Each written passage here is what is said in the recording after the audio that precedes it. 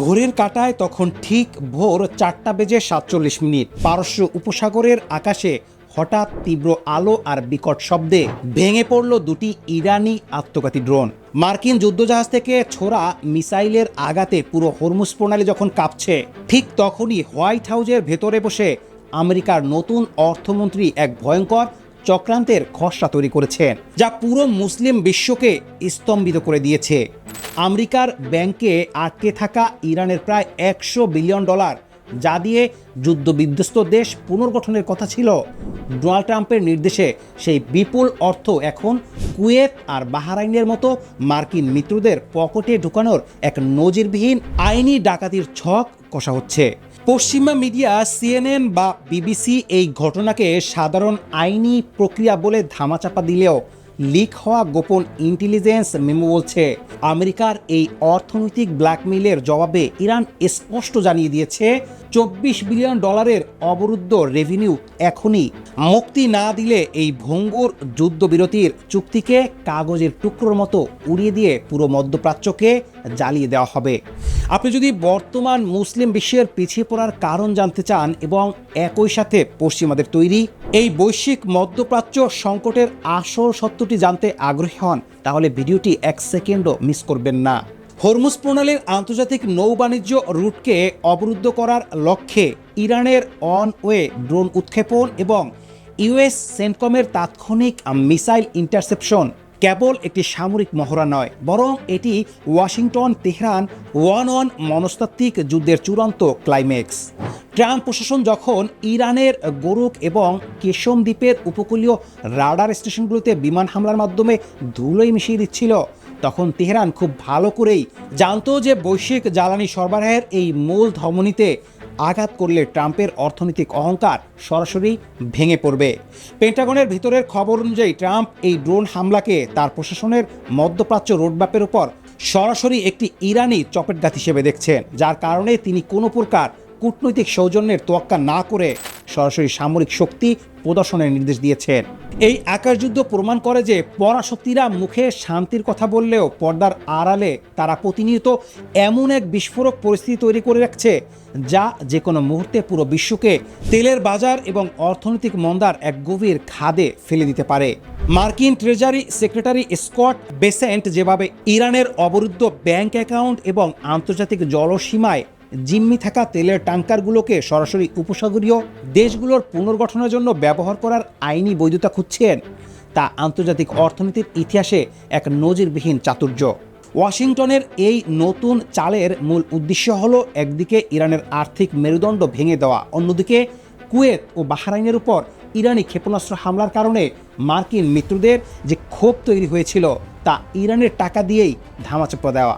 ইরানের সর্বোচ্চ নেতার উপদেষ্টা মোহসেন রেজাই যখন CNN-এর মাধ্যমে স্পষ্ট করে দিয়েছেন যে $24 বিলিয়ন অবরুদ্ধ রাজস্ব মুক্তি ছাড়া কোনো শান্তি চুক্তি সম্ভব নয়, ঠিক তখনই ট্রাম্প প্রশাসন এই $100 বিলিয়নের সম্পদ বাজেয়াপ্তর পাল্টা হুমকি দিয়ে তেহরানকে পুরো কোণঠাসা করার মনস্তাত্ত্বিক চাল চেলেছে।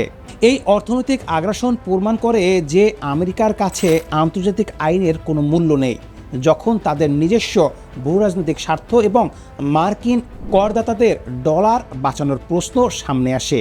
পারস্য উপসাগরের এই উত্তেজনার সাথে লেবাননের দক্ষিণাঞ্চলে ইসরায়েলি ও লেবাননের সেনাবাহিনীর সদস্যের মৃত্যুর ঘটনা এবং হিজবুল্লাহর পক্ষ থেকে যুদ্ধবিরতির মেয়াদ বাড়ানোর প্রস্তাব সরাসরি প্রত্যাখ্যান করার সমীকরণটি অত্যন্ত গভীর এবং স্ট্র্যাটেজিক।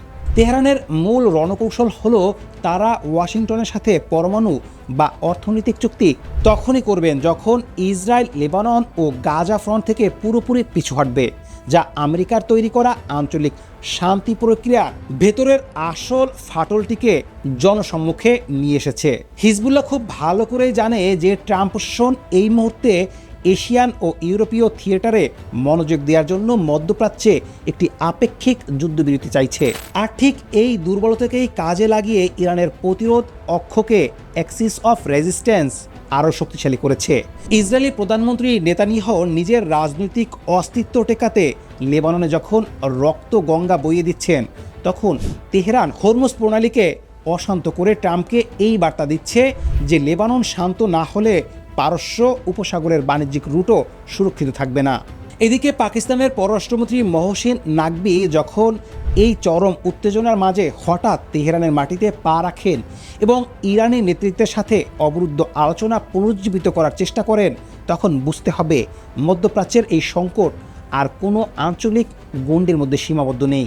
ইসলামের এই ভূ রাজনৈতিক দাবার বোর্ডে পাকিস্তান এখানে একটি নিস্পৃহ মধ্যস্থকারীর ভূমিকা পালন করার চেষ্টা করলেও পর্দার আড়ালে চীন ও রাশিয়ার মতো পরাশক্তিদের নীরব সম্মতি ও হিসাব নিকাশ কাজ করছে, যারা আমেরিকার এই একতরফা সম্পদ বাজেয়াপ্তের নীতিকে তীব্রভাবে পর্যবেক্ষণ করছে। ইরান পরিষ্কার জানিয়ে দিয়েছে যে ওয়াশিংটন যদি তার শত্রুতামূলক নীতি থেকে সরে না আসে এবং উপসাগরীয় অঞ্চলে মার্কিন নৌবাহিনীর এই আগ্রাসী তৎপরতা বন্ধ না করে, তবে এই সাময়িক যুদ্ধবিরতি একটি পূর্ণাঙ্গ আঞ্চলিক মহাযুদ্ধে আবারও রূপ নেবে।